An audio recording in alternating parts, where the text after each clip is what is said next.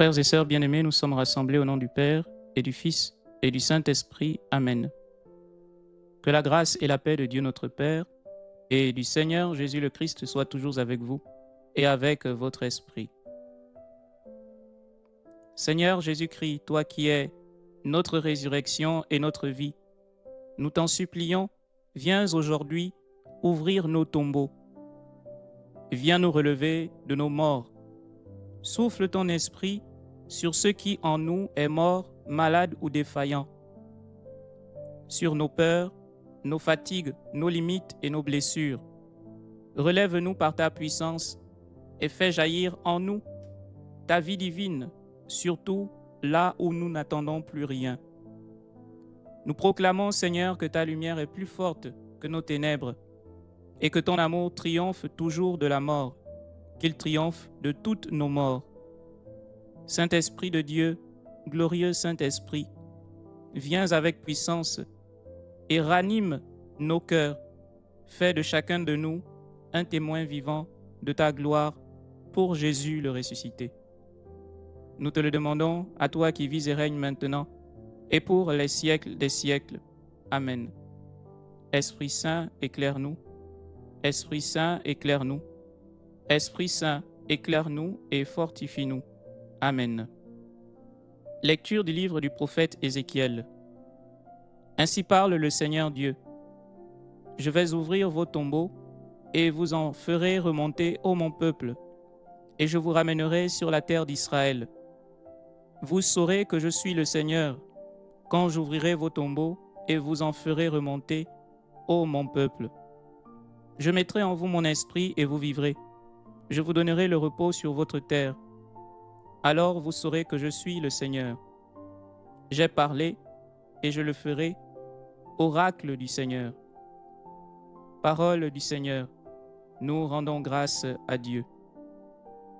Frères et sœurs bien-aimés dans le Christ, aujourd'hui nous voici rendus au 5e dimanche du temps de Carême, qui est la dernière étape de notre Carême sur la route vers Pâques.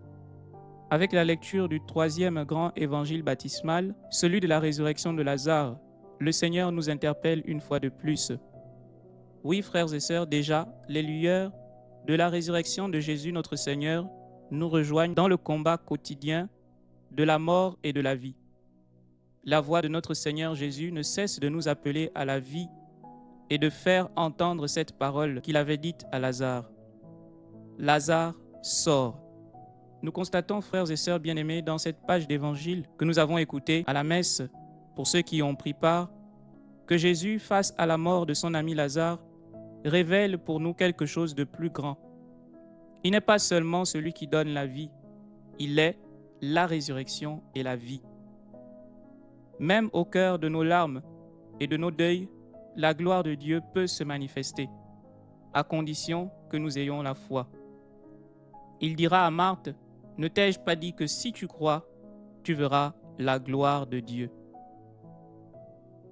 Oui, frères et sœurs bien-aimés, ce récit, cette page d'évangile de la résurrection de Lazare nous apprend quelque chose d'assez fondamental. Dieu agit parfois au-delà de nos attentes et de nos délais.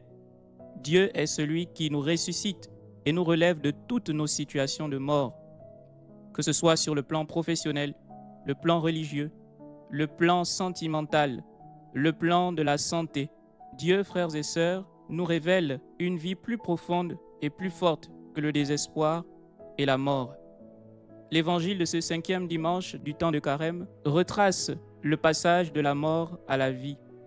Jésus aurait pu éviter la mort de son ami Lazare, mais il a voulu faire sienne notre douleur humaine parce qu'il est proche du cœur brisé, et il a surtout voulu montrer la domination de Dieu sur la mort, parce que oui, l'amour de Dieu sera toujours plus fort que la mort.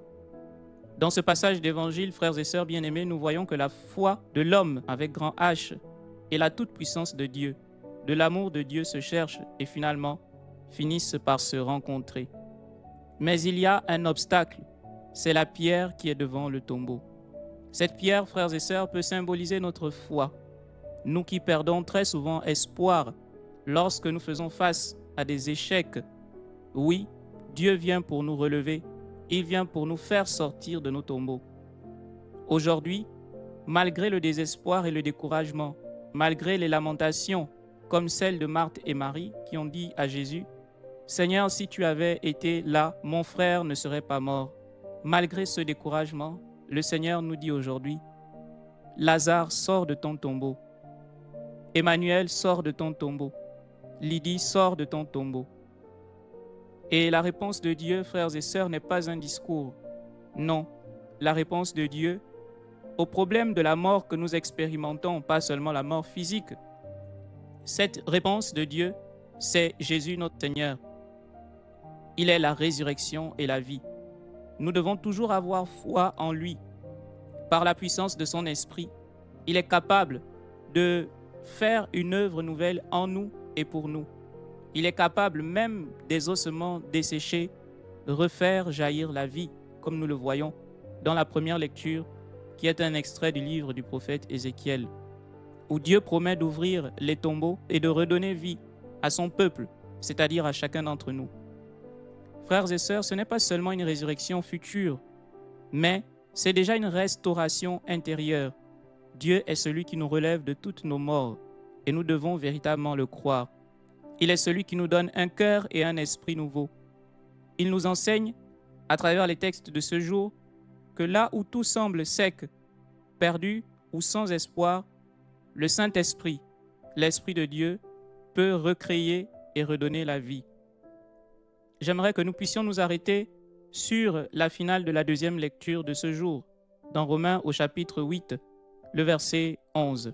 « Et si l'Esprit de celui qui a ressuscité Jésus d'entre les morts habite en vous, celui qui a ressuscité Jésus, le Christ d'entre les morts, donnera aussi la vie à vos corps mortels par son Esprit qui habite en vous. » Frères et sœurs, depuis le jour de notre baptême, le Saint-Esprit de Dieu habite en nous.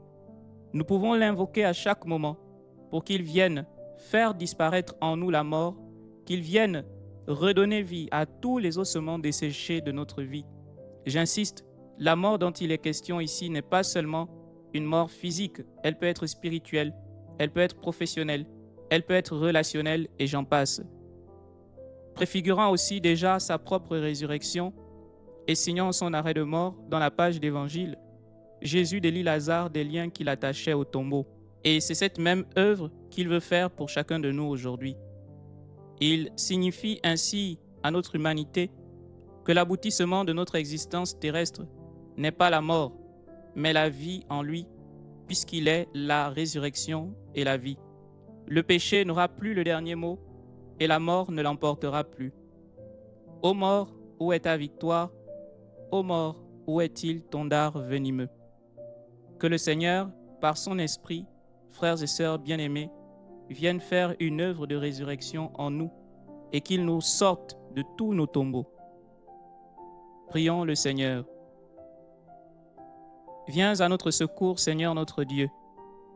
Accorde-nous de marcher avec joie dans la charité de ton Fils unique qui a aimé le monde jusqu'à donner sa vie pour lui. Viens, Seigneur, par ton esprit, nous relever de tout sommeil, nous sortir de nos tombeaux, nous faire expérimenter la puissance de la résurrection de Jésus notre Seigneur. Nous te le demandons, à toi qui vis et règnes maintenant et pour les siècles des siècles. Amen. Frères et sœurs bien-aimés, le Seigneur soit avec vous et avec votre esprit. Que Dieu Tout-Puissant, dans sa bonté, nous bénisse et nous garde, et qu'il nous relève de toute mort, lui qui est Père et Fils et Saint-Esprit. Amen. Bénissons le Seigneur, nous rendons grâce à Dieu. Je vous invite à présent, frères et sœurs bien-aimés, à mentionner dans les commentaires 2 situations de mort qui ont besoin d'expérimenter la résurrection par le Saint-Esprit de notre Seigneur Jésus. Shalom.